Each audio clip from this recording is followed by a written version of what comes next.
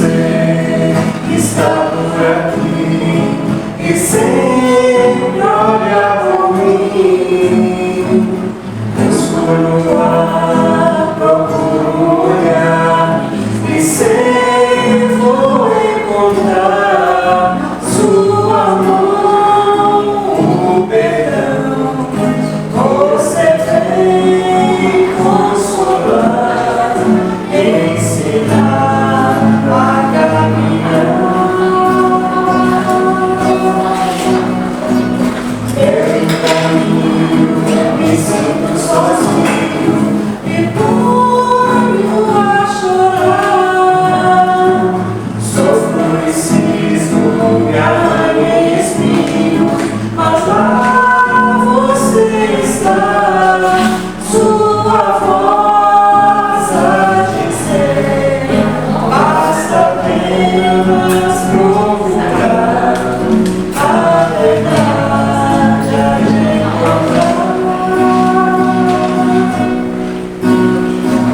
Quando percebo que está perto o medo, sem forças pra lutar, lembro você, coragem, carinho e mundo pensar uma vida de perdão. Deus deu uma lição, só fazer com o coração e com você a todos amar.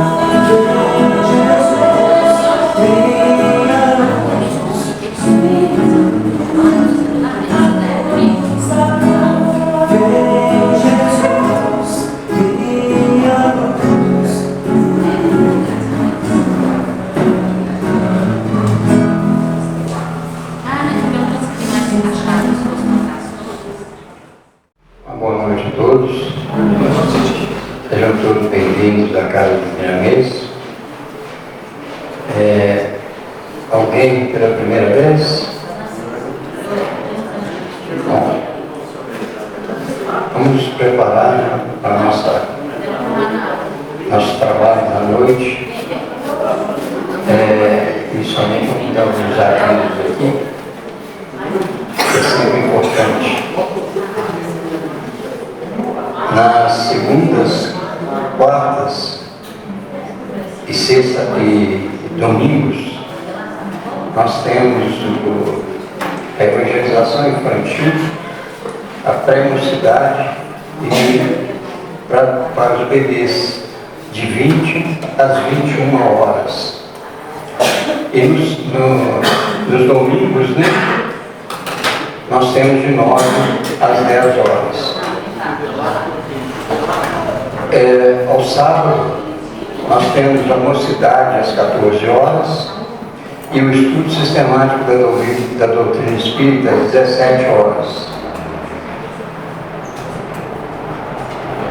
Nas sextas-feiras, nós temos o estudo do Evangelho, do Livro dos Espíritos e das obras de André Luiz. Então, todos esses estudos são muito importantes e aqueles que quiserem participar serão muito bem-vindos. No mês de junho, nós ainda estamos com a promoção na livraria. Está sendo dado um desconto de 20% na compra de todos os livros, novos e usados. E vem aí a nossa festa junina, que vai ser no dia 15 de junho, né, de 16 às 20 horas.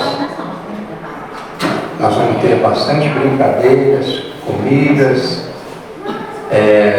muita diversão para todo mundo, né, para todas as famílias. Então, podem trazer a família toda, que serão todos muito bem-vindos. Família, amigos, né? Todos aqueles que quiserem comparecer serão bem-vindos.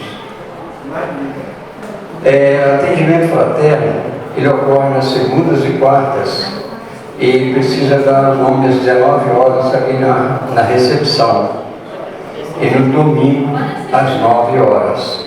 Então ocorre nas segundas, quartas e domingo, né?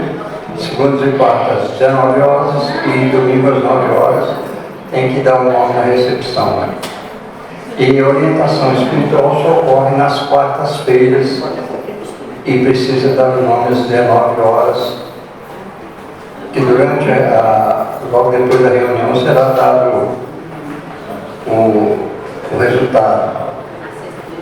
E o atendimento vai ser durante a reunião, que serão chamados aqui no salão.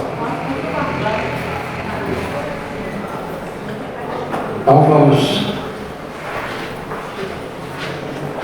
abrir nossos corações, elevar nossos pensamentos a Deus, buscarmos a paz interior, para que possamos rogar a Deus, nosso Pai, que ilumine a todos aqui presentes, para que todos possam absorver todos os ensinamentos que serão dados, possam participar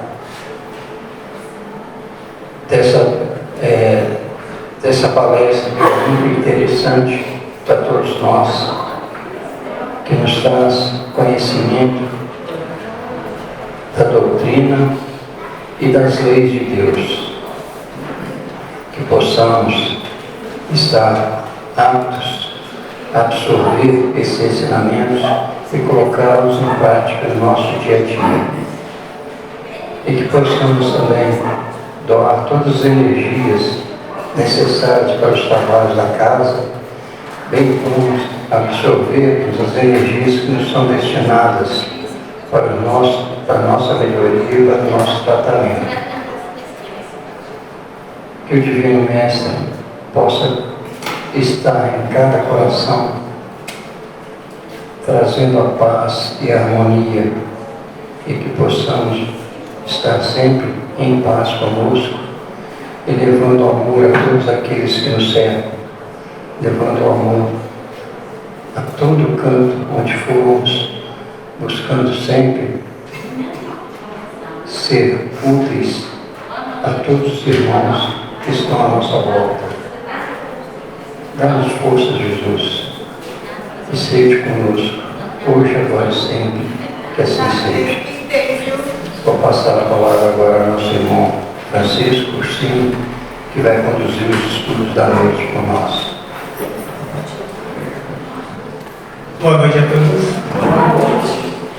É com muita satisfação que retornamos a essa casa mais uma vez, para que podemos elucidar alguma dúvida que possa pairar na nossa mente sobre o conteúdo, que vamos fazer hoje, que é a lei de sociedade.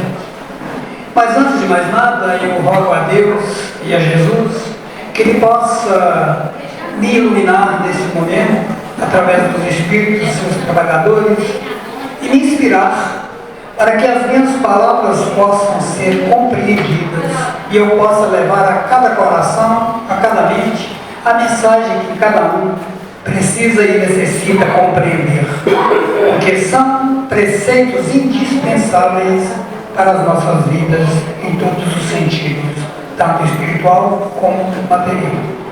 Obrigado, Jesus. Seja conosco hoje e sempre. O tema de hoje, a lei de sociedade. Quando falamos em lei, nós já pensamos assim: que leis são essas? Primeiro, nós vamos trabalhar com o conceito de lei humana, as leis dos homens, e o conceito de lei divina, para que possamos distinguir a natureza de uma e de outra.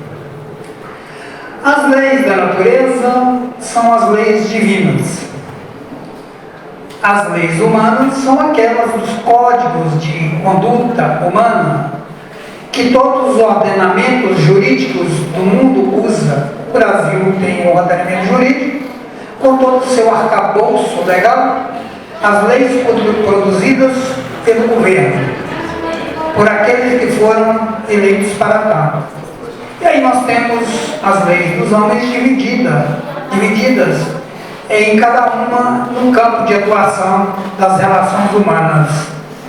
A lei civil, que rege as relações civis, casamento, divórcio, do matrimônio, pelo lei de propriedade, vai por aí. Não é o escopo da nossa palestra hoje disseminar aqui o conteúdo de todas as leis. E temos as leis criminais que tratam dos delitos, né? Os delitos contra o patrimônio, contra a honra, tá certo? E contra a vida. Esse é o arcabouço dos homens. E temos também as leis que não são escritas pelo governo, mas são normas de conduta social que cada grupo social, cada ajuntamento de pessoas usa aquela regra que nós chamamos de lei de costume. Aquela comunidade tem o costume de agir daquela forma. Não está escrito em nenhum compêndio de lei. Nem no Código Civil, nem no Código Tributário, que trata dos tributos, nem no Código Civil, nem no Código Penal, e nem no Código Eleitoral. Está escrita ali, escrita não, ela está no convívio das pessoas. Bom, acho que deu para entender o que é a lei dos homens. Diga-se de passagem, as leis divinas, ou melhor, as leis dos homens, foram todas elas inspiradas nas leis divinas. Nós vamos ver ali, no tempo e no espaço, como é que surgiram as leis dos homens, para chegar até os dias de hoje. Foram todas inspiradas nas leis de Deus. A lei de Moisés, o Antigo Testamento, ele inspirou o ordenamento jurídico de vários países. Assim como também o Novo Testamento de Jesus inspirou também muitas leis dos homens, as leis civis, por assim dizer. Aqui nós temos na nossa ilustração agrupamentos de pessoas, que está simbolizando a sociedade, as sociedades humanas.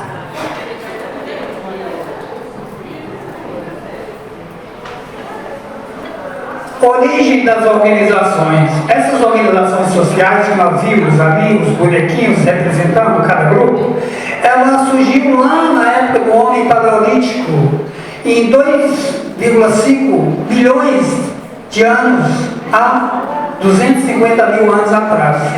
Naquela época, os seres humanos eram necessariamente caçadores.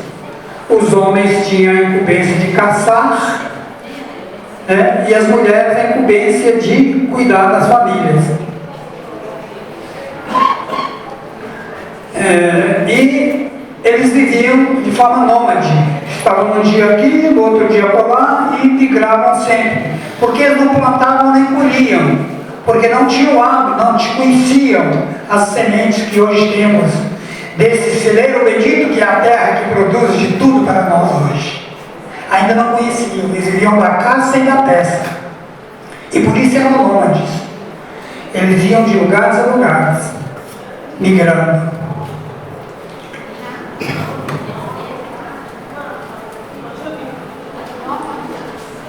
Um conceito amplo de lei. Nós poderíamos dizer que a lei é uma norma, um preceito, um princípio, regra, obrigação imposta pela consciência e pela sociedade. Do ponto de vista filosófico, é o princípio que deve guiar a ação humana, com o fim de dotá-la de caráter moral. Então, a moral é ação de bem proceder. A moral nos dá a capacidade de discernimento, de distinguir o bem do mal.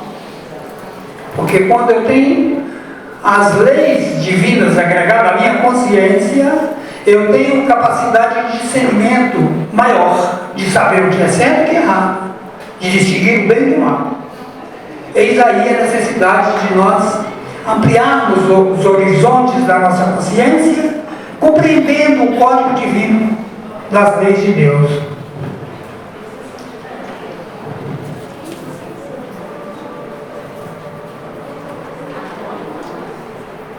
Havia um conceito mais em estrito senso. Lá nós vimos lato senso, num sentido mais abrangente de lei. Aqui ele é mais estrito. Conceito de lei: norma capaz de gerar direitos e obrigações, regular a vida em sociedade.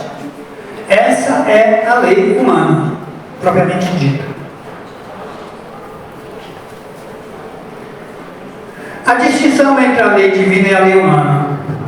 A lei natural é a lei de Deus, são as leis da natureza, elas são divinas, todas elas. E lá na frente nós vamos ver quais são essas leis da natureza, que são as leis divinas. A lei divina é a única e verdadeira para a felicidade do homem, indica-lhe o que deve fazer ou deixar de fazer, e ele só é feliz quando só é infeliz quando dela se afasta.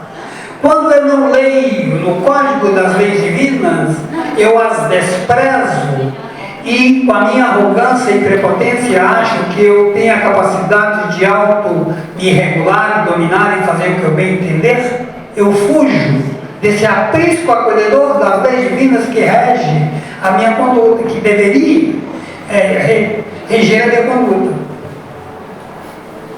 E quando eu leio esse código divino, que nós temos como exemplo o decálogo de Moisés, e Moisés tem duas leis, a lei humana e a lei divina que ele revelou. Então, quando nós lemos lá no decálogo, do primeiro mandamento, qual que é o primeiro mandamento? Amar o Senhor teu Deus de todo o teu coração e de todo o teu entendimento. E o segundo que completa esse, amar o seu próximo como a ti mesmo e odiar o seu inimigo. Que isso, meu filho? Sim, isso aí foi Moisés que recebeu esse mandamento. Depois Jesus veio lá na frente e disse: aprendeste que foi dito, meus irmãos, amar o Senhor teu Deus de todo o teu coração, de todo o teu entendimento. E o segundo que completa esse, amar o teu próximo a ti mesmo, e orai e vigiai pelos seus inimigos, por aqueles que vos perseguem e caluniam.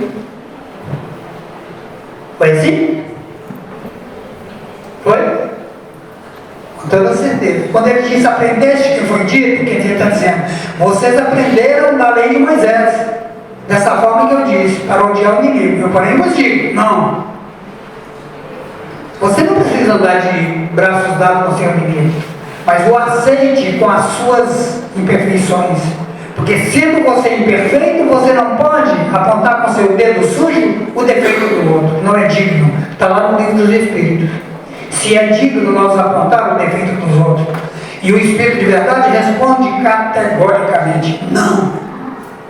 Sendo você imperfeito, como você vai apontar o dedo do outro? Você está com a trave no olho, como você vai ver o defeito do outro? Tirar o cisco do olho do outro. Jesus. Lá no livro dos Espíritos, na pergunta 622, pergunta: confiou Deus a certos homens a missão de revelar a sua lei? Deus confiou a alguém a revelar a sua lei? Sim, certamente. Em todos os tempos houve homens, aqui no verbo está errado não, viu gente? Houve mesmo. Não é houvera não, o verbo está errado, porque o verbo haver no sentido de existir não flexiona. Então está correto aqui no português, viu? Não é que nós estamos dando aula de português, mas como nós temos a cuidado do que falamos e do que expomos, nós temos que atinar para esses detalhes, né? É isso mesmo, é houve. Então vamos ler de novo. Em todos os tempos houve homens que receberam essa missão. São espíritos superiores encarnados com o objetivo de fazer a humanidade progredir. E os reveladores nós temos vários, né? Desde Abraão, Moisés, Jesus e por fim a doutrina espírita que veio consolidar todos esses ensinamentos. As características fundamentais das leis divinas são: ela é eterna e imutável, como o próprio Deus. Na pergunta 615, a única e verdadeira para a felicidade do homem. Na 614, todas as leis da natureza são leis divinas, como falamos antes. Pois que Deus é a causa primária de todas as coisas. Está lá na pergunta 1 a 617 também. Deus é onisciente, onipotente, onipresente, causa primária de todas as coisas. A primeira pergunta do livro dos Espíritos, Kardec pergunta para o Espírito de verdade: quem é Deus? Olha que Kardec não pergunta quem é Deus, porque senão ele estava antropomorficando, usando Deus uma forma humana. Quem? Não. Quem é Deus?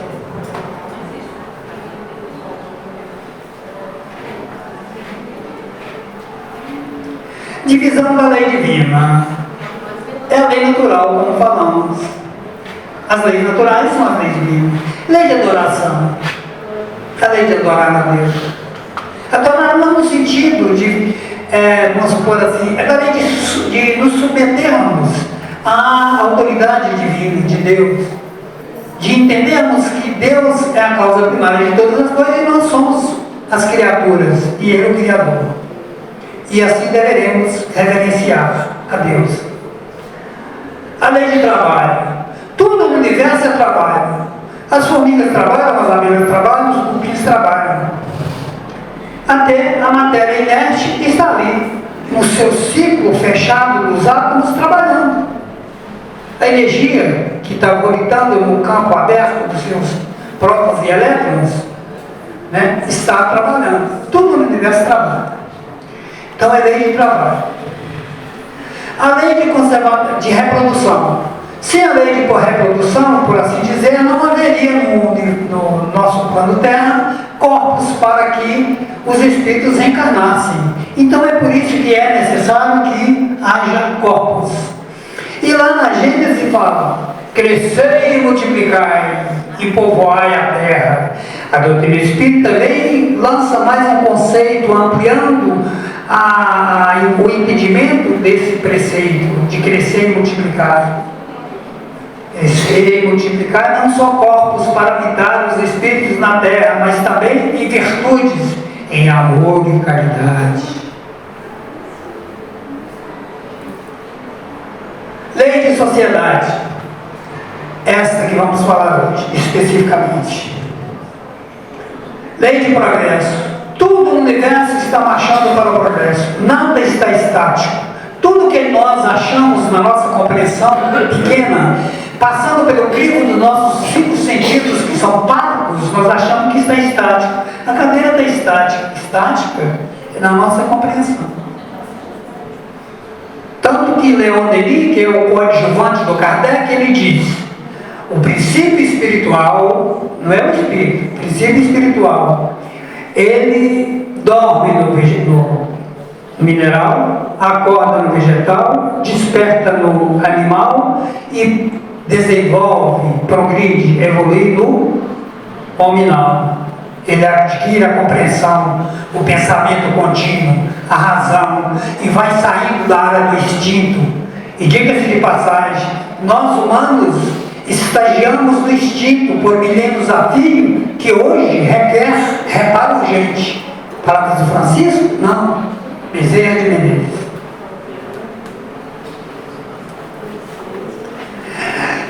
Lei de igualdade. Todos somos iguais perante Deus. Todos nós. Não há distinção de raça, de credo, de posição social. Não. Todos, diante da lei divina, somos iguais. Todos. Lei de liberdade. Ora, a lei de liberdade te dá o livre-arbítrio de você fazer o que você entende, de acordo com o seu entendimento. Agora, você tem que responder pelas consequências dos seus atos, do exercício pleno da sua liberdade. Mas diga-se de passagem, ninguém no universo tem liberdade plena. Nem aquele homem que vive no deserto tem liberdade plena. Ainda não tem. Porque ele depende de alguma coisa ainda. Justiça, amor e caridade. Pronto. O homem, para fazer justiça, ele tem que ter esse entendimento das leis divinas, para que ele não equivoque num determinado momento. Ele saber distinguir o bem do mal. Aí ele tem capacidade de fazer justiça e praticar o amor e a caridade. E o amor e a caridade é o símbolo do ensinamento de Jesus.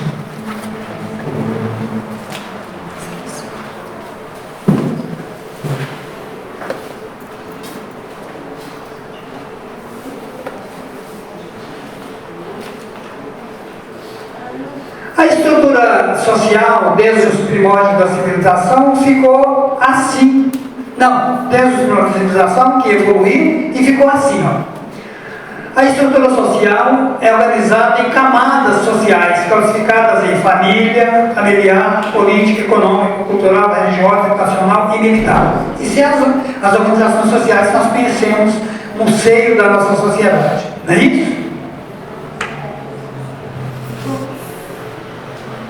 Bom, como eu disse antes que as leis divinas foram inspiradas nas leis de Deus, não foi diferente nos primeiros códigos de leis que regeu as sociedades da época. Lá na Mesopotâmia, na Babilônia, existia um rei que se chamava Hammurabi, ou Hammurabi, como queiram, e ele estabeleceu um código de conduta social para regular as sociedades e regular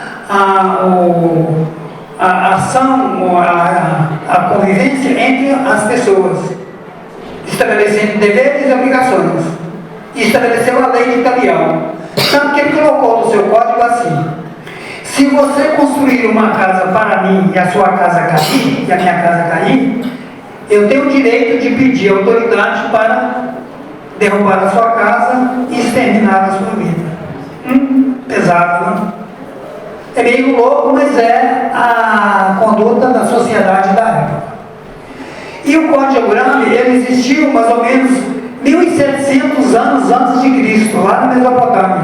Lá na Mesopotâmia Mesopotâmia é a região, a faixa de terra entre os dois rios, Tigre e Eufrates, que desaguam no Golfo Pérsico.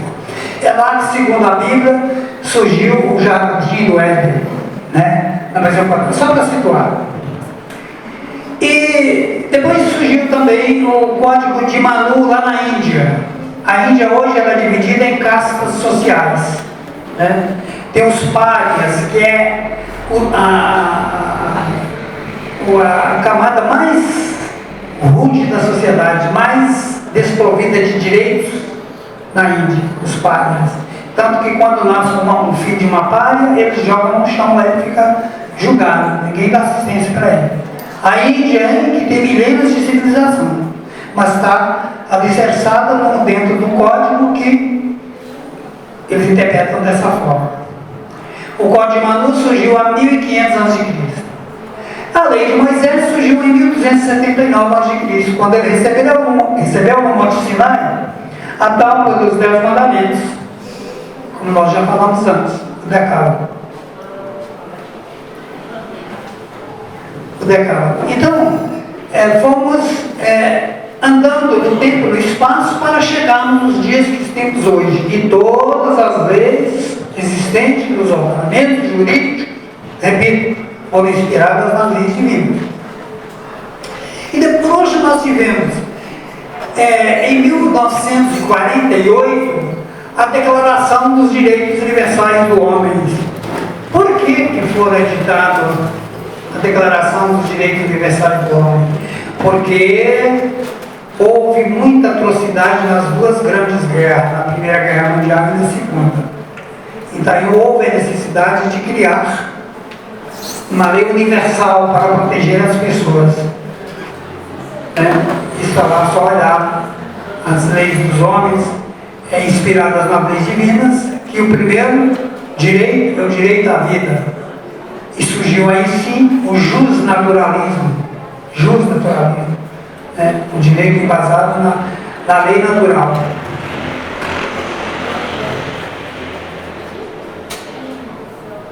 Vida em sociedade, para nós falarmos da lei de sociedade, vamos falar da vida em sociedade. Não só do homem, os animais também vivem em sociedade. Ali não está muito claro, não, mas dá para vocês verem que ali a primeira ilustração é uma colmeia. Colmeia de abelha.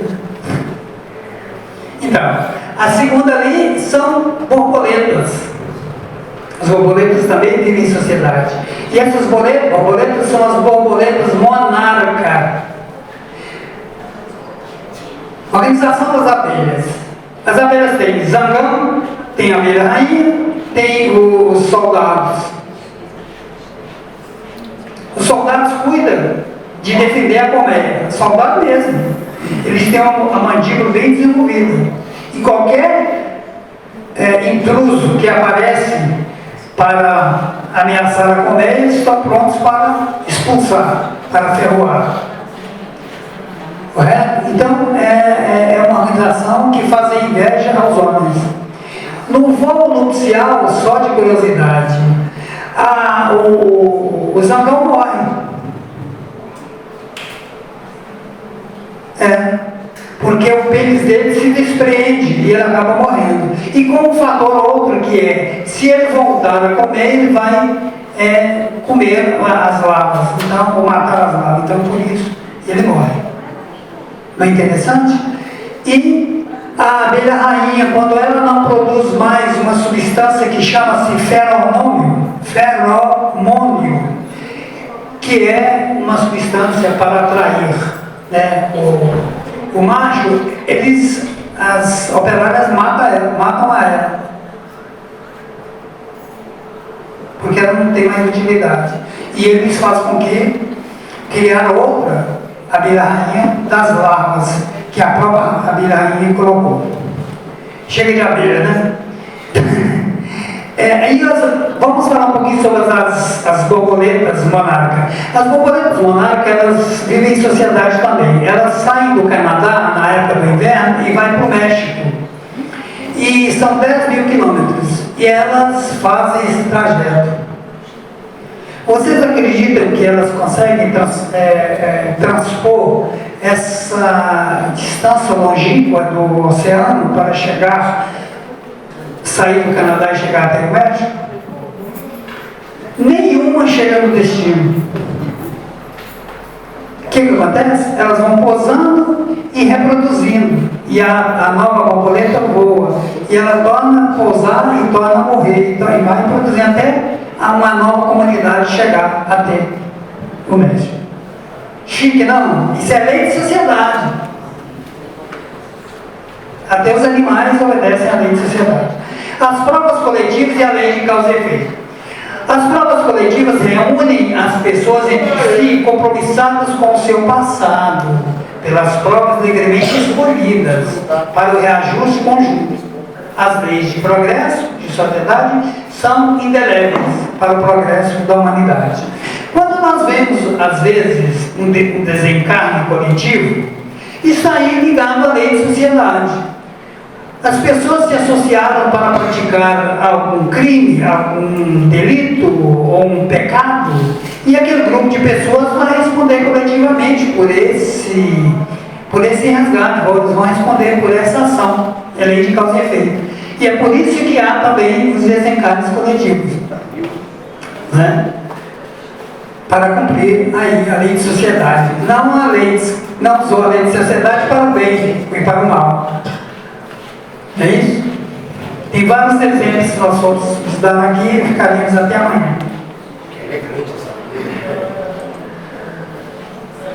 Pelas provas devidamente escolhidas para o reajuste conjunto. As leis de progresso de sociedade são indeléveis para o progresso da humanidade.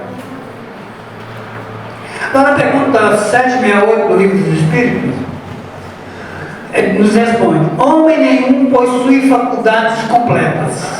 Mediante a união social é que elas umas às outras se complementam para lhe assegurarem o bem-estar e o progresso. Por isso é que, precisando uns dos outros, os homens foram feitos para viver em sociedade, e não insulados, e não enclausurados, e não isolados. É por isso que não tem muito efeito aos olhos de Deus aquele ermitão que entra para uma caverna e passa a maioria do seu tempo ali meditando, contemplando, sem contudo ter a vida dele compartilhada com a sociedade para resgatar, para ajudar a resgatar e resgatar os seus débitos. Então o insulamento, o enclausuramento não tem muito sentido. Porque é lei divina. Deus nos criou inteligentes, nos deu o dom da palavra para nós comunicarmos uns com os outros, nos deu a visão para nós podermos identificar as coisas e trabalharmos a nossa evolução com os nossos 5 sentidos. As provas coletivas e a lei de sociedade. As provas coletivas reúnem as pessoas entre si, compromissadas com o seu passado, pelas provas legalmente escolhidas para o reajuste conjunto. A lei de progresso. Isso aí eu repeti, né? Escolha das provas. Está lá no Livro dos Espíritos, a pergunta 258. No estado errante, antes da nova existência corpórea, o espírito tem consciência e previsão do que ele vai acontecer durante a vida? Será que ele sabe que ele vai desencarnar num grupo pela lei de sociedade? Será que ele sabe que ele vai passar? Né? Vamos ver a pergunta? A resposta, vou dizer.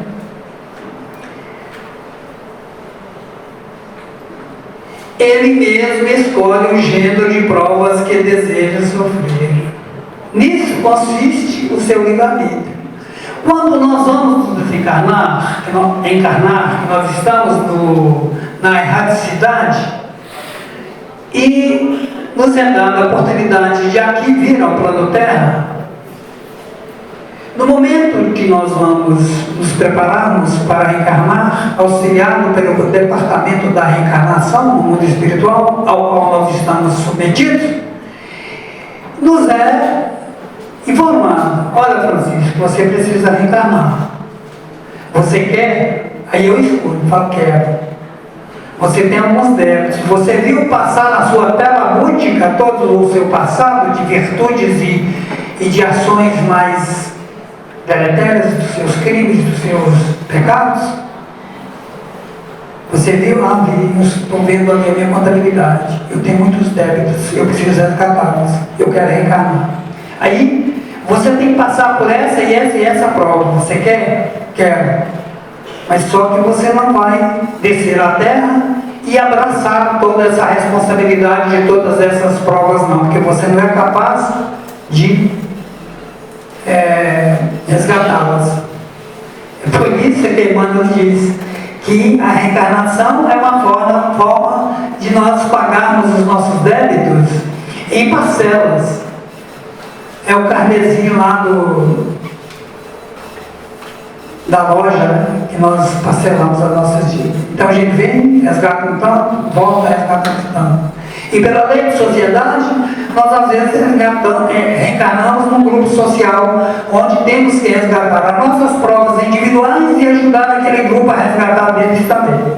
Porque somos comprometidos uns com os outros. Isso é a lei de sociedade.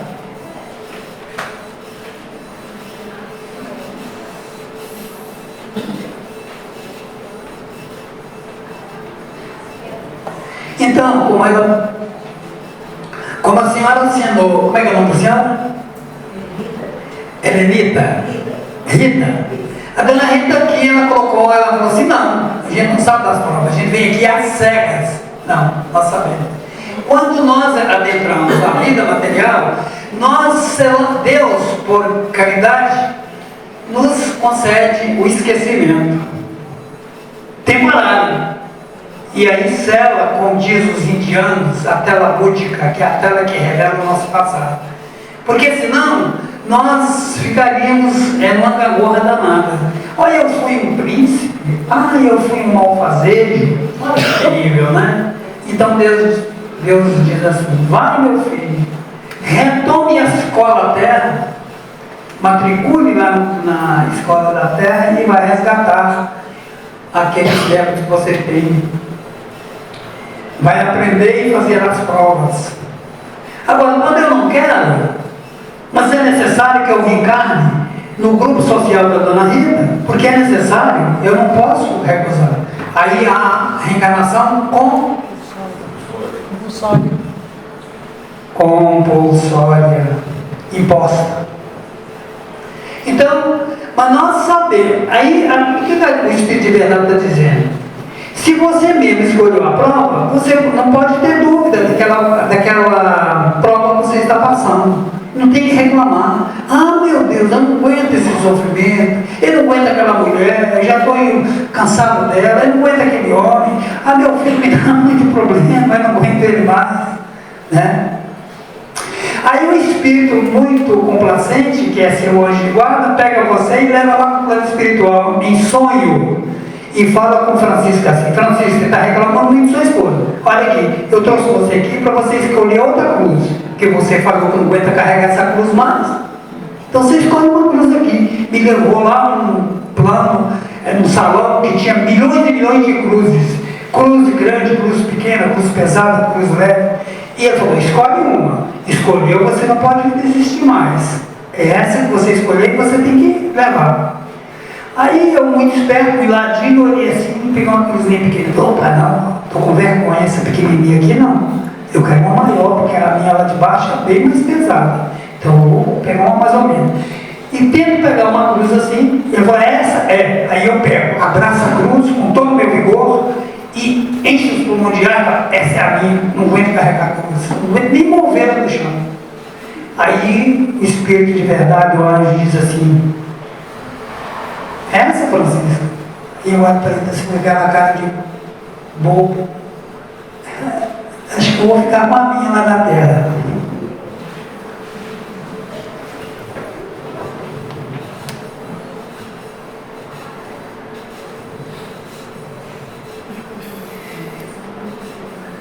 Lei de sociedade e progresso. O progresso é a lei da vida, em todos os planos da existência. Está contida em todas as demais leis da natureza. Progresso. A lei de sociedade é para o progresso. A lei de destruição é para o progresso. A lei de reprodução é para o progresso. A lei de causa e efeito é para o progresso. Então está tudo engendrado no progresso. Se há um determinismo de Deus, esse determinismo é a evolução. Todos temos que evoluir. Não tem jeito. É o nosso caminho. Mesmo aquele que nega a sua própria estrutura divina de homem, que nega Deus a todo momento, ele ainda assim vai chegar um dia.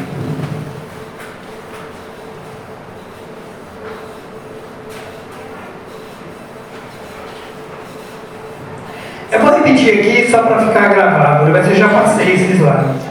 Características da lei natural, a lei divina.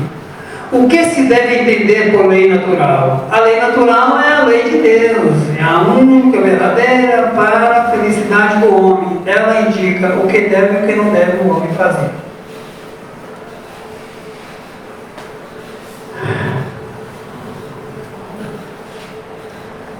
Conhecimento da lei natural. Todos podem conhecer a lei de Deus, mas nem todos a compreendem. Pergunta 619 do Livro dos Espíritos. As leis de Deus estão gravadas na consciência, como eu disse antes, de cada um de nós. É possível que... Menina, a Clara já é uma pessoa que já está bastante avançada na senda da evolução. Ela tem gravada na sua consciência a clarividência das leis divinas, não é Clara? Tanto é que ela chama Clara. Francisco, coitadinho, conhece alguns dos artigos da lei divina. Parece que o único que ele conhece é não matar e não roubar, mas o resto ele acha que pode fazer tudo. Então, quer dizer, a minha atitude vai depender do meu discernimento. Como eu não tenho discernimento, eu não tenho gravado na minha consciência essas leis, o que acontece? Eu vou errar muito ainda até chegar. E a Clara, indulgente que é comigo, ela fala: Francisco, não é por aí, meu filho, tem paciência comigo, mas não mete o dedo na minha ferida da minha ignorância, porque ela vai me irritar. Eu vou ficar com inveja dela e vou brigar com ela. Ela vem com todo carinho e diz: Francisco, olha, meu filho, você precisa compreender melhor esse código divino, que é as leis de Deus. Você já compreende que não deve matar nem roubar, mas não deve cobiçar a mulher do próximo.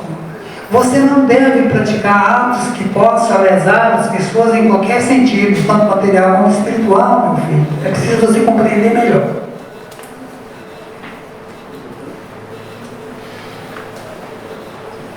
Porque a a verdade não foi sempre posta ao alcance de toda a gente, importa que cada coisa venha a seu tempo. Deus criou homens simples e ignorantes. E Ele criou o homem e colocou ele numa encruzilhada. Para a direita você tem um caminho, para a esquerda você tem outro. Então você escolhe o caminho que você quer andar. Você escolhe por onde você quer engendrar. Por quê? Você tem capacidade de escolha? Tem. Porque você já conquistou a razão e o pensamento contigo. Você tem a capacidade de aferir o que é certo e errado. Já. Mas eu acho agradável engendrar pelo caminho da esquerda, pela porta larga que me leva à perdição. E aí eu vou acumulando na minha memória espiritual, na minha contabilidade, o que é bom e o que é ruim, os pendores para o bem e para o mal. Sem, contudo, pensar, peraí, existe uma possibilidade de eu aprender. E por que eu não aprendo? Porque eu sou arrogante, eu sou prepotente, eu sou orgulhoso. Então eu preciso me corrigir. Eu tenho que me reformar os meus pensamentos e as minhas atitudes. Eu tenho que desvestir desse homem velho e vestir uma roupagem nova. Eu preciso de renascer. Nicodemos, quando encontrou com Jesus, Nicodemos perguntou para Jesus assim: o que devo fazer, Rabi, para entrar no reino dos céus? Em verdade eu vos digo, Nicodemos. Mas me surpreende, você não conhece essas coisas? Você, Nicodemos, é um homem da cátedra judaica, conhece todos os ensinamentos de Moisés e de Abraão e de Moisés? Ele disse: não sei. Jesus disse: ninguém verá o reino de Deus se não nascer de novo. O que nasce da água e da matéria é matéria, o que nasce do espírito é espírito. E o renascimento aí em duas dimensões: o renascer reencarnar e o renascer de você renascer para uma nova vida. Rever os seus atos.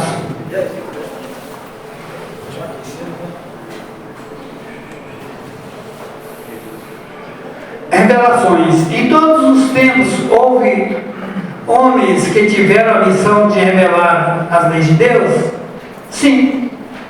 Pergunta 622. É o que nós já falamos. Vamos repetir.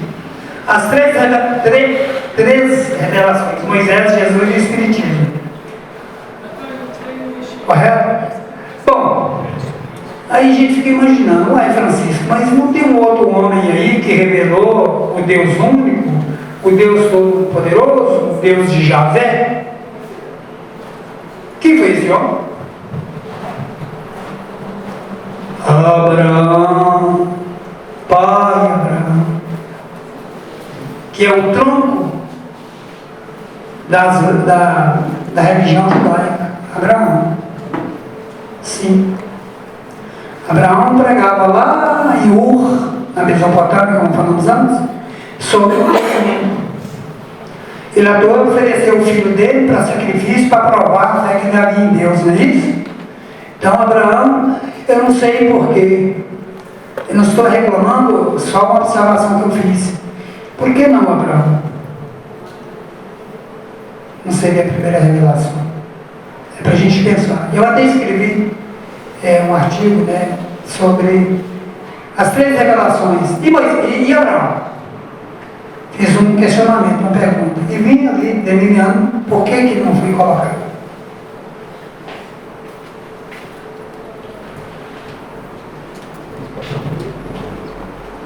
Pode o homem alegar total desconhecimento das leis de Deus? Todas as criaturas têm consciência da lei de Deus. Os desmandos, abusos, a que se entrega e perpetra, não lhe permitirão tranquilizar-se, porque escrita na consciência, como falamos antes, no momento justo, convocará o infrator ao reajuste, de que ninguém se for. Divaldo Pereira Franco, psicografia de Divaldo, ditada pela Joana de Anjos. Ninguém furta. A consciência cobra, porque ela está escrita ali: você fez errado, meu filho. Então permita aqui contar sobre a pergunta 919 do Livro dos Espíritos, quando Kardec pergunta para o Espírito de Verdade, que nada mais, nada menos é Santo Agostinho, pergunta para ele: Santo Agostinho, o que devemos fazer nessa vida? Claro que eu estou usando uma linguagem hoje, aqui coloquial nossa, né? Está escrito diferente. O que devemos fazer nessa presente vida? Pergunta Kardec, para melhorarmos, errarmos menos e evoluir mais. Aí Santo Agostinho disse, Santo Agostinho foi o pai da igreja, você sabe. Ele disse, olha Kardec, plagiando um sábio da antiguidade, quer dizer, copiando um sábio da antiguidade, que era Sócrates, que diz assim, conheça-te a ti mesmo. E diga de passagem, essa frase não é do Sócrates, ela já estava escrita lá no portal de Delfos, lá no oráculo de Delfos, há muito tempo. E quando o Sócrates visitou lá, ele gravou essa frase e passou a usá-la para com seus alunos, conheça-te a ti mesmo. E aí o Kardec pergunta, mas conhecer a mim mesmo como, Santo Agostinho? É difícil. Ele disse assim, faz como eu fazia quando eu palmilhava o plano terra, passa em revista todos os seus atos do dia anterior e verifique o que você fez de certo e de errado. Aí Kardec falou, mas o que é certo e o que é errado eu posso me confundir. Kardec, homem preparado, há milênios a fio, escolhido não, eleito por Jesus, porque ele assim foi preparado para codificar a doutrina espírita. Kardec, homem de uma dimensão extraordinária. E o Kardec pergunta para Santo Agostinho, mas espera aí, Santo Agostinho. É claro que o Kardec perguntava através dos médios, né? O Espírito usava os médios e falava através dos médios. Ele perguntou, mas o que é certo e o que é errado? A gente confunde em determinado momento o que é certo e errado. O que é para Clara certo, para mim errado. O que é para mim errado, para ela certo, como é que faz? Ele disse, olha, perguntar ao tribunal da sua consciência, ele vai te responder o que você fez de certo e errado, o que você fez de bom, o que você fez de mal.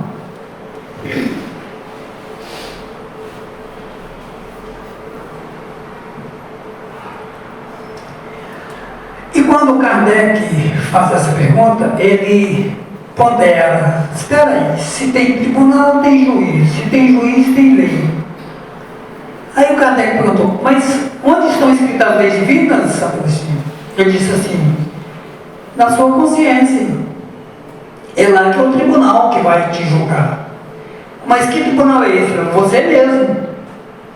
Você é o seu juiz que vai julgar a si próprio.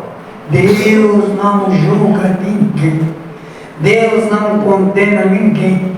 Deus não privilegia ninguém. As suas leis são imutáveis e inderrogáveis, claras, límpidas e alinas. Não há como confundir a lei de Deus. Não há como burlar a lei de Deus.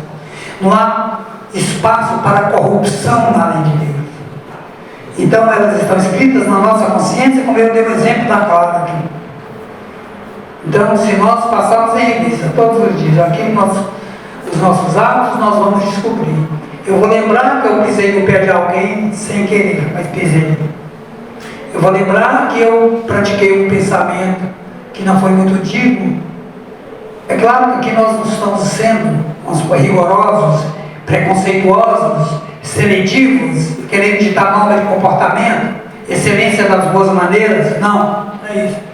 Nós vivemos dentro de um equilíbrio, porque tudo que Deus deixou na terra é para nós, para que nós possamos experimentar, prelibar tudo, mas com equilíbrio, com racionalidade.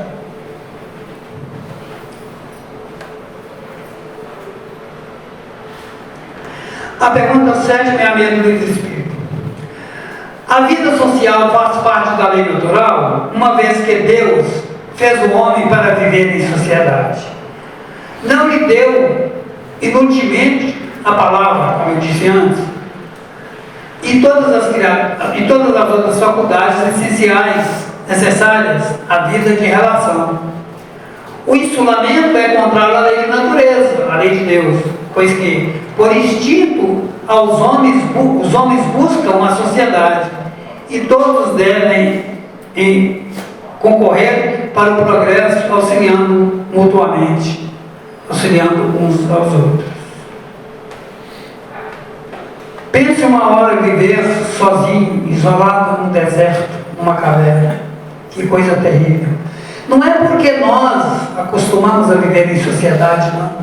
É porque realmente faz falta, é necessário. Isso está na própria estrutura humana da criação divina. Concluindo, as leis divinas são inderrogáveis, imutáveis, indeléveis. Através da lei de sociedade, combinada com a lei de causa e efeito, assim as criaturas associam-se, detêm uma conta de débito e de crédito, a contabilidade do espírito. A cada um e ao conjunto será dado segundo as suas obras. Ó o karma coletivo, ó o karma individual. Quando nós encarnamos com a responsabilidade de conduzir a nossa vida e daqueles que estão ao nosso lado, porque todo o universo está imbricado, tudo está em consonância, tudo está em vibração, tudo está em perfeita comunicação, tudo no universo. Né? Então nós temos as leis que regem o universo e temos as leis que regem, que são as leis físicas, né? E temos as leis divinas. Por exemplo, nós temos as leis da ciência, que é, por exemplo, a lei de tempos e movimentos da física.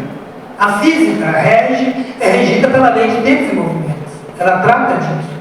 A lei de afinidade, que é da química, que trata dos elementos que são afins, entre eles nós temos um exemplo clássico, a água.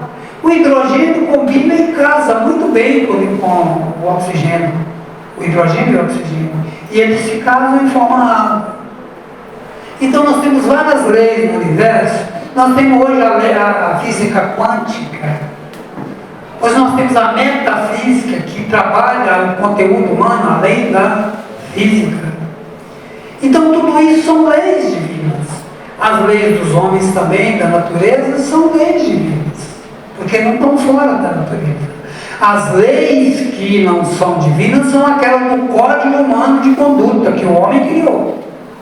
Ainda assim tem o dedo de Deus, porque Deus inspirou a Clara, inspirou a João, a Maria a criar uma lei para regular a conduta na sociedade de forma harmônica e que essas pessoas não pratiquem muitos delitos e possam então umas auxiliar as outras dentro de um equilíbrio social, do respeito mútuo, da conjugação de interesses e vontades e desejos para que nenhum atropele o outro, regulando a sociedade.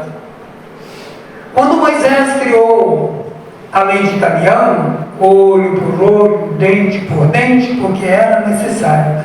Se alguém quebra o osso da perna do outro, quebra o osso da perna dele. E assim era. Só que hoje, nós já evoluímos, já compreendendo que não é por aí. Hoje está até uma questão exacerbada dos direitos humanos, protegendo de forma tão exagerada os criminosos. Dentro de uma proteção que a gente sabe que não poderia ser assim. Porque existe um adágio popular que diz, e quem diz é manda. Há pessoas que acordam com o cantar do passarinho, com uma sinfonia de Beethoven, né, com uma música clássica, outros acordam com uma bomba atômica, outros acordam com uma marretada na cabeça. Então eis aí a natureza das leis de cada povo, de cada conjunto de pessoas. Muitas leis são às vezes rigorosas. É claro que existe aqueles que são tiranos, né, os governos tiranos que querem impor à sociedade um controle social pela mão de ferro, porque não tem competência para delegar às pessoas a responsabilidade e reciprocidade de ação. Ele impõe porque ele quer comandar aquele grupo, aquela nação, aquele povo.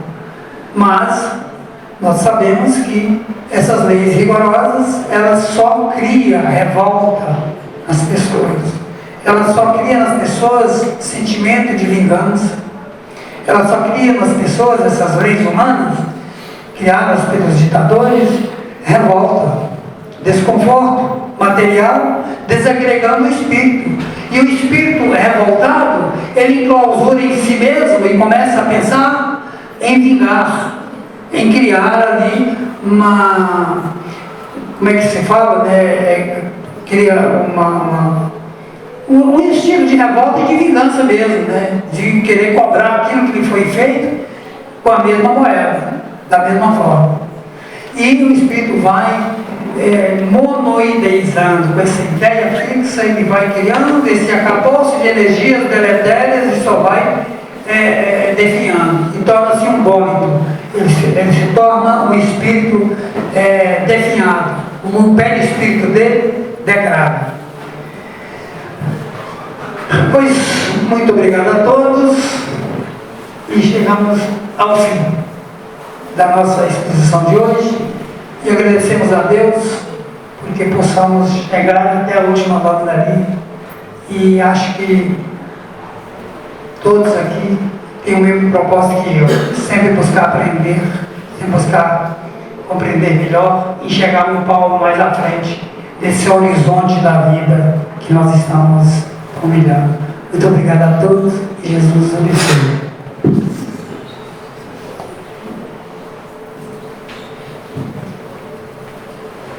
Muito obrigado, Francisco. Agradecendo de coração, né, pessoal, né, por ele trazer para a gente a reflexão. E ele falou que teve um fim, mas esse fim é temporário, continua, tá? Podem continuar estudando, tem um livro dos Espíritos para vocês recorrerem. O estudo é bem interessante. Está lá na terceira parte do livro dos Espíritos, essas leis morais que falam da sociedade. E só para lembrar que o Francisco trouxe para nós aqui, né? A primeira sociedade que nós somos inseridos é a família. Olha a importância da família. É a primeira sociedade. Então, pessoal, para que possamos reforçar, né, esse nosso estudo de hoje, nós vamos fazer a nossa prece final. Depois da prece vamos ter ali o atendimento do passe, né? Quem sentir a necessidade de tomar o passe, pode manter a fila ali à direita e serão atendidos, tá bom? Então vamos então fazer a nossa prece, elevar nossos pensamentos a Deus, nosso Pai, elevar nosso pensamento a Jesus, nosso Mestre amado, a essa casa que nos acolhe com tanto amor, com tanto carinho, que nos dá a oportunidade da caminhada, do aprendizado, da nossa evolução, que nos ensina através daquilo que o Mestre Jesus deixou para nós, esses ensinamentos que vão nos fortalecer na nossa caminhada, no nosso dia a dia, que possamos, nessa nossa sociedade, que é a família, já praticar todos esses ensinamentos, para que possamos revigorar a cada um dos membros dessa família com muita paz, com muito amor. Jesus, Mestre amado, estenda seu amor sobre cada um desses irmãos aqui presentes, que possamos receber a sua paz, o seu amor, essa luz, e possamos levar aos nossos lares, que lá possamos cultivar cada vez mais, que ela possa crescer e que possa trazer muitas bênçãos. Esteja conosco, Mestre amado Jesus, hoje e todo sempre. Que assim seja. Uma boa noite a todos.